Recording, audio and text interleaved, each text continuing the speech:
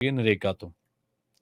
ਨਰੇਗਾ ਜਦੋਂ ਸਕੀਮ ਲਿਆਂਦੀ ਜਾ ਰਹੀ ਸੀ, ਉਦੋਂ ਨਰੇਗਾ ਦੇ ਬਾਰੇ ਚਰਚਾ ਜਿਹੜੀ ਆ ਉਹ ਇਹ ਹੋਈ ਕਿ ਨਰੇਗਾ ਲੋਕਾਂ ਨੂੰ ਰੁਜ਼ਗਾਰ ਦੇਊਗੀ ਤੇ ਲੋਕਾਂ ਨੂੰ 100 ਦਿਨ ਦਾ ਪੱਕਾ ਕੰਮ ਮਿਲੂਗਾ ਤੇ ਲੋਕਾਂ ਦੀ ਜੇਬ ਦੇ ਵਿੱਚ ਪੈਸਾ ਜਾਊਗਾ।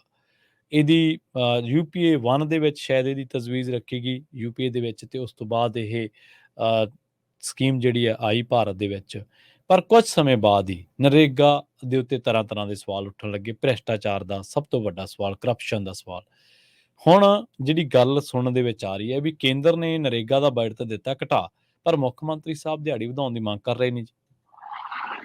ਬਿਲਕੁਲ ਪ੍ਰਵੀਨ ਜੀ, ਇਹਦੇ ਵਿੱਚ ਕੋਈ ਦੋ ਰਾਏ ਨਹੀਂ ਗਿਆ ਕਿ 2005 ਦੇ ਵਿੱਚ ਜਦੋਂ ਨਰੇਗਾ ਨੂੰ ਸੰਵਿਧਾਨਕ ਤੌਰ ਤੇ ਮਾਨਤਾ ਮਿਲੀ ਤਦ 100 ਦਿਨ ਦੇ ਰੁਜ਼ਗਾਰ ਦੀ ਗਾਰੰਟੀ ਦੇ ਹਵਾਲੇ ਨਾਲ ਇਹ ਸਾਹਮਣੇ ਆਈ ਸੀ ਕਿ 100 ਦਿਨ ਦਾ ਰੁਜ਼ਗਾਰ, ਘੱਟੋ ਘੱਟ 100 ਦਿਨ ਦਾ ਰੁਜ਼ਗਾਰ ਜ਼ਰੂਰ ਹਰ ਵਿਅਕਤੀ ਹੱਕ ਰੱਖਦਾ ਤੇ ਉਹਨੂੰ ਮਿਲੂਗਾ। ਇਹ ਵੱਖਰੀ ਗੱਲ ਹੈ ਕਿ 100 ਦਿਨ ਦਾ ਰੁਜ਼ਗਾਰ ਮਿਲਿਆ ਜਾਂ ਨਹੀਂ ਮਿਲਿਆ, ਜਾਂ ਫਿਰ ਜਿਨ੍ਹਾਂ ਨੂੰ ਰੁਜ਼ਗਾਰ ਮਿਲਿਆ ਕਿ ਉਹਨਾਂ ਨੂੰ ਧਰਤੀ ਤੇ ਰੁਜ਼ਗਾਰ ਮਿਲਿਆ ਕਿ ਕਾਗਜ਼ਾਂ 'ਚ ਰੁਜ਼ਗਾਰ ਮਿਲਿਆ, ਜਾਂ ਕਾਗਜ਼ਾਂ 'ਚ ਜਿਨ੍ਹਾਂ ਨੂੰ ਰੁਜ਼ਗਾਰ ਮਿਲਿਆ ਉਹਨਾਂ ਦੇ ਪੈਸੇ ਕਿਹਨੇ ਲਏ। ਇਹ ਬੜੇ ਹਵਾਲੇ ਨੇ, ਆਪਾਂ ਸਾਰੇ ਉਸ ਪਰਤ ਪਰਤ ਉਸ ਹਵਾਲੇ ਤੇ ਜਾਵਾਂਗੇ। ਪਰ ਮੈਂ ਜੇਕਰ ਤਾਜ਼ਾ ਸਥਿਤੀ 'ਚ ਗੱਲ ਕਰਾਂ, ਇਸ ਮੌਕੇ ਪੰਜਾਬ ਦੇ ਮੁੱਖ ਮੰਤਰੀ ਭਗਵੰਤ ਮਾਨ ਹੋਰਾਂ ਨੇ ਬਕਾਇਦਾ ਕੇਂਦਰ ਨੂੰ ਚਿੱਠੀ ਲਿਖੀ ਆ, ਔਰ ਚਿੱਠੀ 'ਚ ਉਹਨਾਂ ਨੇ ਗੱਲ ਕੀਤੀ ਹੈ ਕਿ ਜੀ ਜਿਹੜਾ ਨਰੇਗਾ ਦੀ ਦਿਹਾੜੀ ਆ, ਪੰਜਾਬ 'ਚ ਜਿਹੜੀ ਨਰੇਗਾ ਦੀ ਦਿਹਾੜੀ ਮਿਲ ਰਹੀ ਆ, ਉਸ ਦਿਹਾੜੀ ਦੇ ਵਿੱਚ ਉਹਦਾ ਵਾਧਾ ਕੀਤਾ ਜਾਵੇ, ਇਜ਼ਾਫਾ ਕੀਤਾ ਜਾਵੇ। ਉਹਨਾਂ ਨੇ ਮੰਗ ਕੀਤੀ ਆ ਕਿ ਹੁਣ ਪੰਜਾਬ ਦੇ ਵਿੱਚ ਨਰੇਗਾ ਦੇ ਲਈ ਕੰਮ ਕਰਨ ਵਾਲੇ ਦਿਹਾੜੀਦਾਰ ਮਜ਼ਦੂਰਾਂ ਨੂੰ 381 ਰੁਪਏ ਦਿਹਾੜੀ ਮਿਲਣੀ ਚਾਹੀਦੀ ਹੈ। ਇਹ ਸਾਡੀ ਮੰਗ ਆ। ਉਹ ਕਹਿੰਦੇ ਇਸ ਤਾਰੀਖ ਦੇ ਵਿੱਚ ਜਦੋਂ ਆਪਾਂ ਗੱਲ ਕਰ ਰਹੇ ਹਾਂ ਤਦ ਪੰਜਾਬ ਦੇ ਵਿੱਚ ਨਰੇਗਾ ਦੀ ਜਿਹੜੀ ਦਿਹਾੜੀ ਆ ਉਹ ਸਿਰਫ 303 ਰੁਪਏ ਮਿਲਦੀ ਹੈ ਪ੍ਰਵੀਨ ਜੀ, ਜਦੋਂ ਕਿ ਸਾਡਾ ਗਵਾਂਢੀ ਸੂਬਾ ਹਰਿਆਣਾ, ਉੱਥੇ 357 ਰੁਪਏ ਦਿਹਾੜੀ ਮਿਲਦੀ ਹੈ ਨਰੇਗਾ ਦੀ। ਠੀਕ ਹੈ। ਸੋ ਪੰਜਾਬ ਦੇ ਵਿੱਚ 303 ਰੁਪਏ, ਜਿਹਨੂੰ ਮੁੱਖ ਮੰਤਰੀ ਭਗਵੰਤ ਮਾਨ ਹੋਰੀ ਹੁਣ ਕਹਿੰਦੇ ਨੇ ਕਿ ਵਧਾ ਕੇ ਇਸ ਨੂੰ 381 ਰੁਪਏ ਕੀਤਾ ਜਾਵੇ। ਸੋ ਇਸ ਹਵਾਲੇ ਨਾਲ ਮਤਲਬ ਕਿ ਉਹਨਾਂ ਨੇ ਇਹ ਪਹਿਲਕਦਮੀ ਕੀਤੀ ਹੈ ਕਿ ਹਾਂ ਭਾਈ, ਇਹ ਜਿਹੜੀ ਦਿਹਾੜੀ ਆ ਇਸ ਨੂੰ ਤੁਸੀਂ ਘੱਟੋ ਘੱਟ 381 ਰੁਪਏ ਕਰੋ। ਮਤਲਬ ਜੇ ਮੈਂ ਹਰਿਆਣੇ ਵਾਲੀ ਤਰਜ਼ ਤੇ ਵੀ ਜਾਵਾਂ ਕਿ 357 ਵੀ ਹੋਵੇ ਜੀ ਤੇ 100 ਦਿਨ ਰੁਜ਼ਗਾਰ ਮਿਲਦਾ, 100 ਦਿਨ ਦਾ 35,700 ਰੁਪਇਆ ਬਣਦਾ ਜੀ, ਆਪਾਂ ਹਰਿਆਣੇ ਦੀ ਦਿਹਾੜੀ ਦੇ ਹਿਸਾਬ ਨਾਲ ਵੀ ਜੇ ਲਾਈਏ। ਠੀਕ ਤੇ ਹੈ। ਉਹ ਫਿਰ ਜੇ ਉਹ 35,700 ਰੁਪਇਆ ਮਿਲਿਆ ਤਾਂ ਉਹ ਸਾਲ ਦੇ ਹਿਸਾਬ ਨਾਲ ਜੇਕਰ ਦੇਖੋ ਤਾਂ ਹਰ ਰੋਜ਼ 97 ਰੁਪਏ ਬਣਦੇ ਨੇ, 97 ਰੁਪਏ 80 ਪੈਸੇ ਜੀ। ਤੇ ਇੱਧਰ ਜਿਹੜੀ ਦਿਹਾੜੀ ਦੀ ਮੰਗ ਮੁੱਖ ਮੰਤਰੀ ਭਗਵੰਤ ਮਾਨ ਨੇ 381 ਰੁਪਏ ਕੀਤੀ ਆ, ਉਹ 100 ਦਿਨ ਦੇ ਹਿਸਾਬ ਨਾਲ ਸਾਲ ਦਾ 38,000 ਰੁਪਇਆ ਬਣਿਆ। ਤੇ 38,000 ਦਾ ਮਤਲਬ 100 ਦਿਨਾਂ ਦੇ ਹਿਸਾਬ ਨਾਲ ਤਾਂ ਫਿਰ ਉਹ ਜੇ 365 ਦਿਨਾਂ ਦੇ ਹਿਸਾਬ ਨਾਲ ਕਰਦੇ ਹੋ ਤਾਂ 104 ਰੁਪਏ 11 ਪੈਸੇ ਬਣੇ। ਠੀਕ ਹੈ।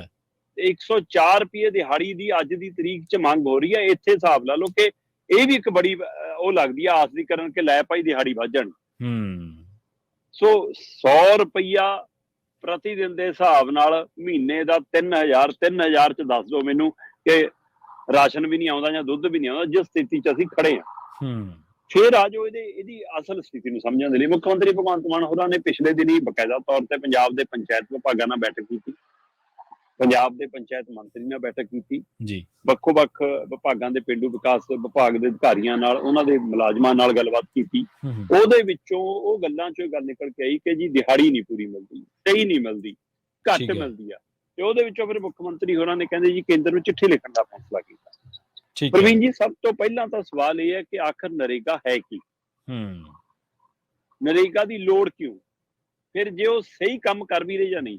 ਅਸਲ 'ਚ ਇਹ ਇਸ ਪੱਖ ਤੋਂ ਜਨਮ ਹੋਇਆ ਸੀਗਾ ਕਿ ਹਾਂ ਭਾਈ, ਪਿੰਡ ਦੇ ਵਿੱਚ ਜਿਹੜੇ ਬੰਦੇ ਮਤਲਬ ਕਿ ਕੋਈ ਹੋਰ ਕੰਮ ਕਰਨ ਦੇ ਨਹੀਂ, ਉਹ ਆਪਣੇ ਘਰ ਦੇ ਨੇੜੇ ਰੁਜ਼ਗਾਰ ਲੈ ਸਕਣ ਤੇ ਰੁਜ਼ਗਾਰ ਲੈ ਕੇ ਉਹ ਆਪਣਾ ਘਰ ਵੀ ਚਲਾ ਸਕਣ ਤੇ ਉਹ ਕਿਤੇ ਦੂਰ ਜਾਣ ਦਾ ਉਹਨਾਂ ਦਾ ਭਾੜਾ ਕਿਰਾਇਆ ਵੀ ਨਾ ਲੱਗੇ। ਘਰ ਦੇ ਨੇੜੇ ਰੁਜ਼ਗਾਰ, ਪਿੰਡ 'ਚ ਰੁਜ਼ਗਾਰ, ਇਸ ਹਵਾਲੇ ਨਾਲ ਨਰੇਗਾ ਦਾ ਜਨਮ ਹੁੰਦਾ 2005 ਦੇ ਵਿੱਚ 100 ਦਿਨ ਦੇ ਰੁਜ਼ਗਾਰ ਦੇ ਹਵਾਲੇ ਜੀ। ਇਹਦੇ ਵਿੱਚ ਇੱਕ ਸਿੰਪਲ ਜਿਹਾ ਨਿਯਮ ਆ ਕਿ ਤੁਸੀਂ ਮਤਲਬ ਜੌਬ ਕਾਰਡ ਬਣਾਉਣ ਦੇ ਲਈ ਜੇ ਐਪਲੀਕੇਸ਼ਨ ਦਿੰਦੇ ਹੋ ਤੇ 15 ਦਿਨਾਂ ਦੇ ਅੰਦਰ ਅੰਦਰ ਤੁਹਾਨੂੰ ਰੁਜ਼ਗਾਰ ਦੀ ਹਾਮੀ ਆਉਣੀ ਚਾਹੀਦੀ ਹੈ ਜੀ। ਤੇ ਜੇ 15 ਦਿਨਾਂ 'ਚ ਤੁਹਾਨੂੰ ਰੁਜ਼ਗਾਰ ਨਹੀਂ ਮਿਲਦਾ ਤਾਂ ਤੁਸੀਂ ਬੇਰੁਜ਼ਗਾਰ ਭੱਤਾ ਹਾਸਲ ਕਰਨ ਦੇ ਹੱਕਦਾਰ ਹੋ। ਠੀਕ ਹੈ। ਪਰ ਇੱਥੇ ਹੁੰਦਾ ਕੀ ਹੈ ਕਿ ਪਹਿਲਾਂ ਤਾਂ ਐਪਲੀਕੇਸ਼ਨ ਇੰਨੀ ਰਿਕਾਰਡ 'ਚ ਚੜ੍ਹਦੀ, ਜੇ ਐਪਲੀਕੇਸ਼ਨ ਰਿਕਾਰਡ ਚੜੂ ਤਾਂ ਆਊਗਾ ਨਾ ਕਿ 15 ਦਿਨ ਹੋ ਗਏ ਭਾਈ ਐਪਲੀਕੇਸ਼ਨ ਦਿੱਤੀ ਨੂੰ। ਤੇ ਨਾ ਆਪਣੇ ਇਹ ਰਿਵਾਜ ਆ ਕਿ ਐਪਲੀਕੇਸ਼ਨ ਦੇ ਕੇ ਆਪਾਂ ਉਹਦੀ ਰਸੀਦ ਲੈ ਲਈਏ ਕੋਈ, ਚਾਹੇ ਉਹ ਪੰਚਾਇਤ ਅਫਸਰ ਨੂੰ ਦੇ ਦਿਓ, ਚਾਹੇ ਉਹ ਪੰਚਾਇਤ ਦੇ ਮੁਖੀ ਨੂੰ ਦੇ ਦਿਓ, ਚਾਹੇ ਉਹ DC ਨੂੰ ਦੇ ਦਿਓ, ਚਾਹੇ ਉਹਨੂੰ, ਉਹ ਰੱਦੀ ਦੀ ਟੋਕਰੀ 'ਚ ਜਾਂਦੀਆਂ ਨੇ ਐਪਲੀਕੇਸ਼ਨ ਜੀ। ਸੋ ਇੱਕ ਤਾਂ ਪਹਿਲੂ ਇਹ ਖੜਾ ਦੂਸਰਾ ਪਹਿਲੂ ਇਹਦੇ ਵਿੱਚ ਸਭ ਤੋਂ ਅਹਿਮ ਆਇਆ ਕਿ ਇਹ ਨਰੇਗਾ ਦੇ ਤਹਿਤ ਜਾਂ ਤਾਂ ਉਹਨਾਂ ਨੂੰ ਦਿਹਾੜੀ ਮਿਲਦੀ ਆ ਜ਼ਿਆਦਾਤਰ ਜਿਹੜੇ ਸਰਪੰਚ ਦੇ, ਪੰਚ ਦੇ, ਲੰਬੜਦਾਰ ਦੇ ਖਾਸ ਨੇ, ਜਾਂ ਉਹਨਾਂ ਨੂੰ ਮਿਲਦੀ ਹੈ ਜਿਨ੍ਹਾਂ ਦੀ ਸਰਕਾਰੀ ਦਰਬਾਰੇ ਪਹੁੰਚ ਆ, ਜਿਹਦੀ ਸਰਕਾਰ ਆ, ਉਹਨਾਂ ਦੇ ਬੰਦਿਆਂ ਨੂੰ ਰੁਜ਼ਗਾਰ ਮਿਲਦਾ ਜੀ, ਬਾਕੀਆਂ ਨੂੰ ਨਹੀਂ ਮਿਲਦਾ। ਇਹ ਪਿੰਡਾਂ 'ਚ ਕਾਮ ਵਰਤਾਰਾ। ਫਿਰ ਉਹਦੇ ਵਿੱਚੋਂ ਵੀ ਦੂਜਾ ਪਹਿਲੂ ਕਿ ਜਿਹਨੂੰ ਦਿਹਾੜੀ ਦੇ ਵੀ ਦਿੱਤੀ, ਉਹ ਤੋਂ ਕੰਮ ਕੀ ਲਿਆ ਜਾ ਰਿਹਾ? ਪਿੰਡ ਦੇ ਵਿਕਾਸ ਦਾ ਜਾਂ ਸਰਪੰਚ ਦੇ ਘਰੇ ਭਾਂਡੇ ਧੋਣ ਦਾ? ਬਿਲਕੁਲ ਜੀ, ਬਿਲਕੁਲ। ਜਾਂ ਉਹਨਾਂ ਦੇ ਘਰੇ ਉਹ ਸਾਗ ਕੱਟ ਰਹੀ ਆ ਬੀਬੀ, ਜਾਂ ਉਹਦੇ ਖੇਤਾਂ 'ਚ ਕੰਮ ਕਰ ਰਿਹਾ। ਇਹ ਵੀ ਇੱਕ ਪਹਿਲੂ ਖੜਾ ਜੀ। ਸੋ ਇਹ ਸਾਰੇ ਵਰਤਾਰੇ ਨੇ ਪਿੰਡਾਂ 'ਚ ਇੱਕ ਪਾੜਾ ਵੀ ਵਧਾਤਾ। ਮਜ਼ਦੂਰ ਵਰਗ ਦੇ ਵਿੱਚ, ਕਮਜ਼ੋਰ, ਆਰਥਿਕ ਤੌਰ ਤੇ ਕਮਜ਼ੋਰ ਵਰਗ ਚ ਜਾਂ ਦਿਹਾੜੀਦਾਰ ਪਰਿਵਾਰਾਂ ਦੇ ਵਿੱਚ ਆਪਸ ਚ ਟਸਲਬਾਜੀ ਵੀ ਵੱਧ ਗਈ। ਲੈ, ਇਹ ਤਾਂ ਸਰਪੰਚ ਦੇ ਖਾਸ ਹੋ ਗਏ, ਹੁਣ ਤਾਂ ਇਹਨਾਂ ਨੂੰ ਮਿਲਦੀ ਹੈ ਨਰੇਗਾ ਦੀ ਦਿਹਾੜੀ, ਹੈ ਨਾ ਜੀ ਜੀ। ਸੋ ਇਸ ਲਈ ਇਹ ਸਾਰੇ ਵਰਤਾਰੇ ਨੇ। ਫਿਰ ਸਭ ਤੋਂ ਅਹਿਮ ਤੌਰ ਤੇ ਜਦੋਂ ਤੁਸੀਂ ਕਿਸੇ ਪਿੰਡ ਦੀ ਫਿਰਨੀ ਤੋਂ ਘੁੰਮੋ, ਤੁਸੀਂ ਕਿਸੇ ਥਾਂ ਜਾਣਾ, ਤੁਸੀਂ 5 ਪਿੰਡਾਂ ਚੋਂ ਲੰਘ ਕੇ ਜਾਓ ਤਾਂ ਤੁਹਾਨੂੰ ਨਰੇਗਾ ਦੇ ਮਜ਼ਦੂਰ ਦਿਖਣਗੇ ਜੀ। ਤੇ ਉੱਥੇ ਲੰਘੇ ਜਾਂਦੇ ਬੰਦੇ ਦੇ ਸਾਈਕਲ, ਮੋਟਰਸਾਈਕਲ ਤੇ ਆ ਲੈ ਯਾਰ ਮੁਫਤ ਚ ਦਿਹਾੜੀ ਕੁੱਟੀ ਜਾਂਦੇ ਨੇ, ਕੀ ਆ ਘਾਹ ਪੱਟੀ ਜਾਂਦੇ ਨੇ, ਮਿੱਟੀ ਪੁੱਟੀ ਜਾਂਦੇ ਨੇ, ਉਹ ਕਰਦੇ ਤਾਂ ਹੈ ਨਹੀਂ ਯਾਰ, ਇੱਧਰ ਦੀ ਮਿੱਟੀ ਉੱਧਰ ਪਾਤੀ, ਉੱਧਰ ਦੀ। ਮਤਲਬ ਇਹ ਲੋਕਾਂ ਦੇ ਮਨਾਂ 'ਚ ਇਹ ਗੱਲ ਕਿਉਂ ਆਈ? ਜੇ ਇਸ ਦੇ ਨਿਯਮਾਂ ਦੇ ਤਹਿਤ ਸਹੀ ਕੰਮ ਹੁੰਦਾ, ਮੈਂ ਕਹਿੰਦਾ 100 ਦਿਨ ਦਾ ਕਿਉਂ 365 ਦਿਨ ਰੁਜ਼ਗਾਰ ਕਿਉਂ ਨਹੀਂ ਮਿਲਦਾ? ਕੀ ਬੰਦੇ ਦੇ ਢਿੱਡ ਸਿਰ 100 ਦਿਨ ਲੱਗਿਆ? ਉਹਨੂੰ ਰੁਜ਼ਗਾਰ 365 ਦਿਨ ਮਿਲਣਾ ਚਾਹੀਦਾ, ਪਰ ਰੁਜ਼ਗਾਰ ਦੀ ਕੋਈ ਵਿਉਂਤਬੰਦੀ ਤਾਂ ਹੋਵੇ। ਕੋਈ ਸ਼ੱਕ ਨਹੀਂ ਕਿ ਟੋਬੇ 'ਚ ਮਿੱਟੀ ਪਵਾ ਲਓ ਜੀ, ਸੜਕ ਤੋਂ ਘਾਹ ਪਟਾ ਲਓ ਜੀ, ਹੈ ਨਾ, ਇੱਧਰ ਵਾਲੀ ਮਿੱਟੀ ਪੱਟ ਕੇ ਇੱਧਰ ਪਾ ਦਿਓ ਜੀ। ਉਹ ਇਹੋ ਜਿਹਾ ਕੁਝ ਐਂ ਲੱਗਦਾ ਜਿਵੇਂ ਸਮਾਂ ਲੰਘਵਾਇਆ ਜਾ ਰਿਹਾ ਹੋਵੇ। ਮਤਲਬ ਸਾਡੇ ਕੋਲ ਆਪਣੇ ਪਿੰਡ ਨੂੰ ਸੋਹਣਾ, ਕੁਦਰਤੀ, ਭਰਪੂਰ, ਹੈ, ਤੰਦਰੁਸਤ, ਹੈ ਨਾ, ਸੁਹੱਪਣ ਵਾਲਾ ਪਿੰਡ ਬਣਾਉਣ ਦੇ ਕੋਈ ਵਿਉਂਤ ਹੀ ਨਹੀਂ ਹੈਗੀ। ਬਿਲਕੁਲ ਸਹੀ ਹੈ। ਕਿੰਨੇ ਪਿੰਡਾਂ ਨੇ ਮਿਸਾਲ ਕਾਇਮ ਕੀਤੀ, ਉਹਨਾਂ ਨੇ ਬਕਾਇਦਾ ਪਾਰਕ ਸਾਫ਼ ਕਰਾ, ਪਾਰਕ ਬਣਵਾ, ਹੈ ਨਾ, ਸਕੂਲ ਦੇ ਗਰਾਊਂਡਾਂ ਦੀ ਸਫਾਈ ਕਰਾ, ਹੈ ਨਾ, ਬੂਟੇ ਲਵਾ, ਇਹੋ ਜਿਹੇ ਕੰਮ ਕੀਤੇ ਨੇ। ਉਹੋ ਜਿਹੇ ਪਿੰਡਾਂ ਤੋਂ ਸਿੱਖ ਲੈਣ। ਸੋ ਨਰੇਗਾ ਦੇ ਮਜ਼ਦੂਰ ਦੀ ਸਹੀ ਵਰਤੋਂ ਕਰਨ ਦੇ ਲਈ ਤੁਸੀਂ ਉਸ ਦੇ ਉੱਤੋਂ ਸਾਰੂ ਕੰਮ ਕਰਾ ਲਓ ਜੀ। ਹੁਣ ਇੱਕ ਇਹਦੇ ਵਿੱਚ ਸਿੰਪਲ ਹੈ, ਮੁੱਖ ਮੰਤਰੀ ਭਗਵੰਤ ਮਾਨ ਹੋਰਾਂ ਨੇ ਚਿੱਠੀ ਲਿਖ ਕੇ ਕਿਹਾ ਕਿ ਨਰੇਗਾ ਦੀ ਦਿਹਾੜੀ ਵਧਾ ਦਿਓ। ਇਹ ਦਿਹਾੜੀ ਦੀ ਮੰਗ ਤੁਸੀਂ ਕਿਤੋਂ ਕਰ ਰਹੇ ਹੋ? ਉਸ ਕੇਂਦਰ ਤੋਂ ਜਿਹਨੇ ਪਹਿਲਾਂ ਹੀ ਬਜਟ ਘਟਾਇਆ ਹੋਇਆ। ਬਿਲਕੁਲ ਸਹੀ ਹੈ ਪ੍ਰਵੀਨ ਜੀ। ਪਿਛਲੇ ਵਾਰ ਬਜਟ ਦੇ ਵਿੱਚ 99 ਕਰੋੜ ਰੁਪਏ ਦਾ ਬਜਟ ਸੀ ਮਨਰੇਗਾ ਦਾ।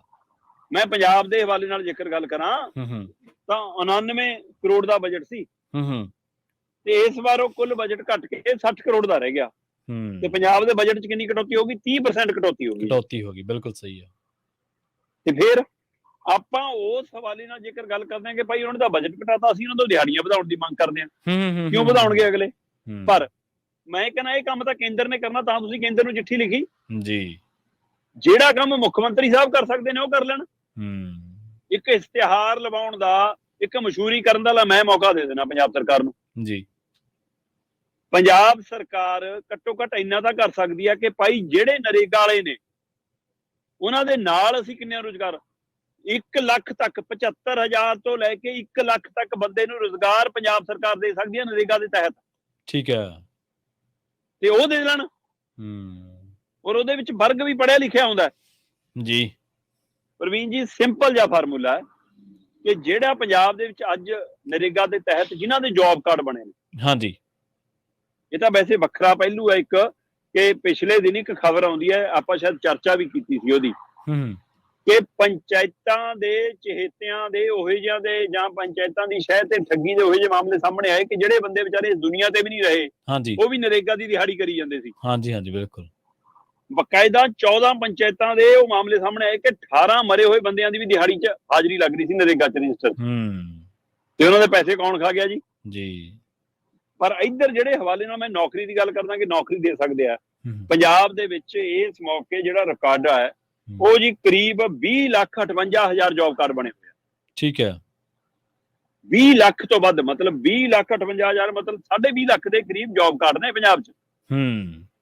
20.5 ਲੱਖ ਜੌਬ ਕਾਰਡ ਦਾ ਮਤਲਬ ਸਿੰਪਲ ਜਿਹਾ ਗੱਲ ਹੈ ਕਿ 40 ਜੌਬ ਕਾਰਡ ਦੇ ਪਿੱਛੇ ਇੱਕ ਨਿਗਰਾਨ ਦੀ ਭਰਤੀ ਹੋ ਸਕਦੀ ਹੈ ਜੀ ਪਿੰਡਾਂ 'ਚ। ਅੱਛਾ।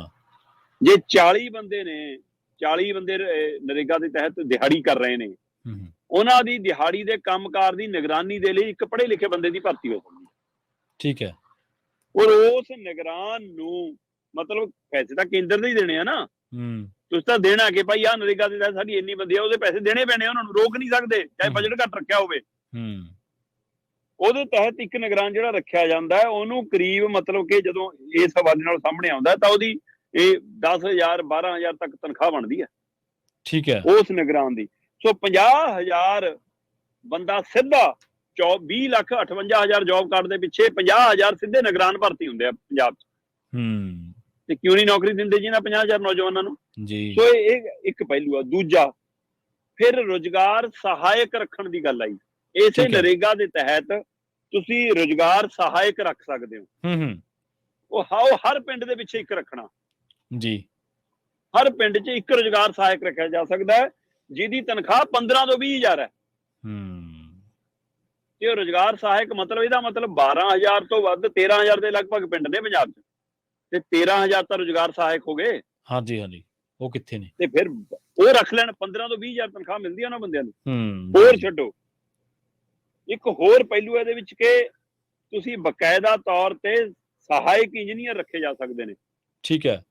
ਮੈਂ ਦੇਖ ਰਿਹਾ ਸੀਗਾ, ਕਹਿੰਦੇ ਜੀ ਕਿ 2500 ਦੇ ਪਿੱਛੇ, ਜੇ 2500 ਬੰਦਾ ਟੋਟਲ ਜਿੰਨੇ ਪਿੰਡਾਂ ਦਾ ਮਿਲਾ ਕੇ ਜੌਬ ਕਰਨ ਵਾਲਾ ਬਣਦਾ ਹੈ, ਤਾਂ 2500 ਦੇ ਪਿੱਛੇ 4 ਜੂਨੀਅਰ ਇੰਜੀਨੀਅਰ ਭਰਤੀ ਕੀਤੇ ਜਾ ਸਕਦੇ।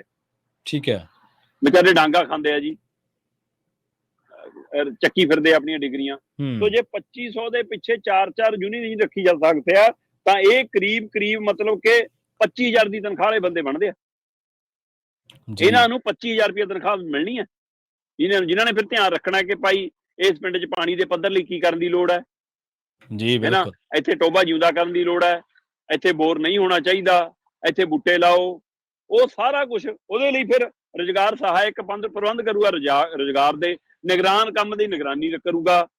ਮਜ਼ਦੂਰ ਮਜ਼ਦੂਰੀ ਕਰਨਗੇ, ਉਹਦੇ ਨਾਲ 1 ਲੱਖ ਨਵਾਂ ਰੁਜ਼ਗਾਰ ਪੈਦਾ ਹੋ ਗਿਆ 24,58,000 ਜੌਬ ਕਾਰਡ ਤੋਂ ਬਿਨਾਂ। ਠੀਕ ਹੈ।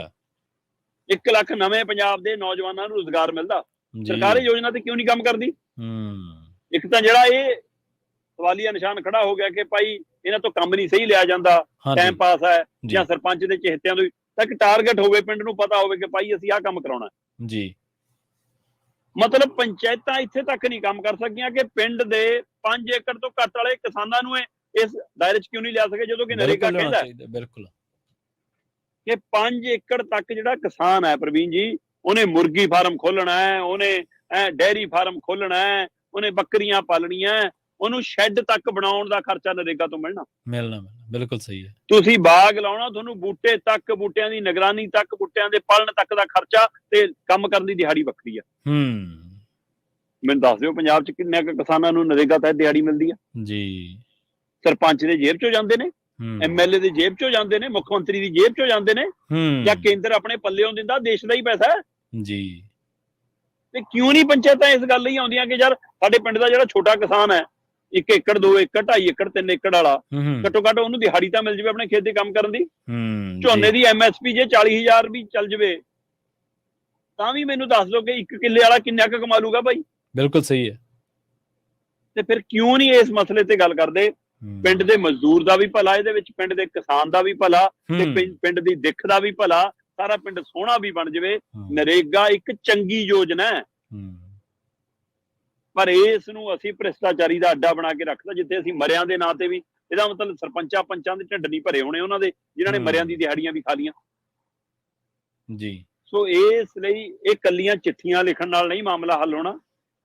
ਇਸ ਦੀ ਗਹਿਰਾਈ 'ਚ ਸਮਝਣ ਮੁੱਖ ਮੰਤਰੀ ਸਾਹਿਬ। ਜੇ ਪਹਿਲੀਆਂ ਸਰਕਾਰਾਂ ਨੇ ਨਹੀਂ ਦਿੱਖ ਕੀਤੀ ਤਾਂ ਤੁਸੀਂ ਤਾਂ ਕਹਿੰਦੇ ਹੋ ਮੈਂ ਪਿੰਡਾਂ 'ਚ ਉੱਠ ਕੇ ਆਇਆ ਭਾਈ, ਫਿਰ ਤੁਹਾਨੂੰ ਆਹ ਪੇਂਡੂ ਮਸਲੇ ਪਤਾ ਹੋਣੇ ਚਾਹੀਦੇ ਆ।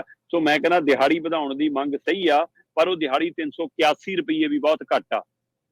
ਉਹ ਇੱਕ ਸਨਮਾਨਜਨਕ ਦਿਹਾੜੀ ਹੋਣੀ ਚਾਹੀਦੀ ਹੈ, ਜਿਹਦੇ ਨਾਲ ਘੱਟੋ ਘੱਟ ਮਹੀਨੇ ਦਾ ਘਰ-ਬਾਰ ਤਾਂ ਚੱਲੇ। ਤੇ ਦੂਸਰਾ ਜਿਹੜਾ 75,000 ਤੋਂ 1 ਲੱਖ ਦੇ ਕਰੀਬ 3 ਤਰ੍ਹਾਂ ਦੇ ਰੂਪ 'ਚ, ਨਿਗਰਾਨ ਦੇ ਰੂਪ 'ਚ, ਸਹਾਇਕ ਦੇ ਰੂਪ 'ਚ, ਇੰਜੀਨੀਅਰ ਦੇ ਰੂਪ 'ਚ ਨੌਕਰੀਆਂ ਦੇਣ ਦਾ ਰਾਹ ਖੜਾ ਹੈ। ਸਰਕਾਰ ਤੇ ਅਫਸਰ ਕਿਉਂ ਨਹੀਂ ਇਸ ਉੱਤੇ ਅੱਗੇ ਵਧਦੇ? ਇਹਦੇ ਉੱਤੇ ਵੀ ਗੌਰ ਕਰਨ ਦੀ ਲੋੜ ਜੀ। ਜੀ ਜੀ ਸ਼ਰਮਾ ਜੀ, ਜਦੋਂ ਆਪਾਂ ਗੱਲਬਾਤ ਕਰ ਰਹੇ ਸੀ ਨਾ, ਤੇ ਇਸੇ ਦਰਮਿਆਨ ਮੈਨੂੰ ਕੇਜਰੀਵਾਲ ਦੀ ਕਈ ਗੱਲ ਇੱਕ ਯਾਦ ਆ ਗਈ। काम करने के लिए पैसे की जरूरत नहीं, नीयत होनी चाहिए कहने सी ना। फिर थोड़ी नीयत क्यों नहीं? नहीं, सच कहंदा हमेशा जी जी बिल्कुल। केजरीवाल बहुत सच्चा बंदा, वो कहंदा कि नीयत होनी चाहिए। ये वक्री गल, वो कहना भुल जांदा कि साडी नीयत नहीं है। हाँ बिल्कुल बिल्कुल।